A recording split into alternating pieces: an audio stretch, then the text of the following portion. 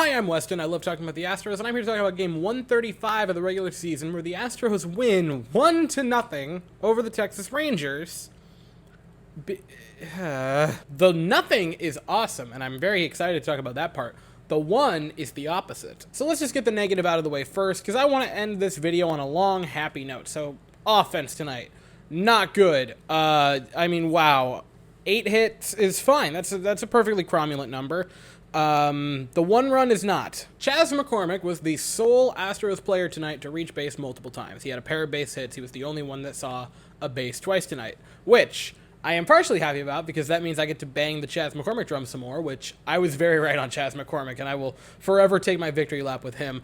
But Maldi had the RBI base hit in the second inning, and from there on, the Astros scored nothing, which is almost true, but also kind of not true, because Altuve scored on that fly ball that Jordan popped out on. All right, that he scored that run. I genuinely don't know how you could say he didn't.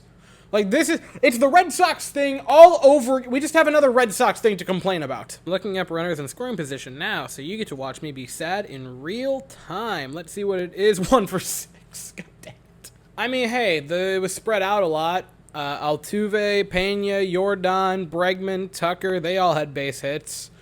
And Maldi had a base hit for the RBI. You know, McCormick had 2, but... And look, I understand that Martin Perez is a very, very good pitcher, right? Sub-3 ERA, it's at 2.82 after the game. I get that his ERA is good. You can look at some peripheral stuff, and it isn't exactly flattering to Martin Perez, but I get that it's a solid pitcher that you're going up against. But man, 1 run. But let's just be done with the offense and talk about the good things, which is, without a doubt, the pitching performance tonight from the Astros. Starter to bullpen. And let's start with the starter. Hunter Brown makes his MLB debut and starts it by striking out like $500 million worth of infielders. It took 4 pitches for him to get his first major league strikeout, and I want to say it took him 7 to get his second major league strikeout. It also took him, if I'm not mistaken, 5 pitches to throw the second hardest slider of the season at 95.7, second to Jacob deGrom. And regardless of anything else, if it's second to Jacob deGrom, just in a vacuum, that sentence alone means you did something spectacular. Oh, second best to Jacob deGrom, basically the best pitcher of this era? Oh, that's pretty solid. Now, he did give up some hard contact tonight. 9 hard hit balls in 6 innings of work isn't wonderful. That's above where you'd like it to be. I maintain 1 hard hit ball per inning is right around where I like it to be. Under that is a solid performance. Anything over that starts to get a little...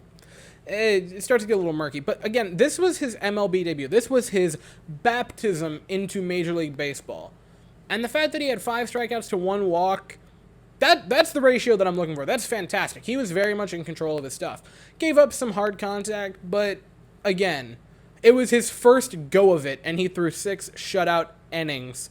A wonderful debut from Hunter Brown, and it's 1 game, right? It's 1 game against a not very great opponent in the Texas Rangers. And that's not lost on me. But man, oh man, after watching that, the first thing that pops into my mind afterwards is, where do you put him on the October roster?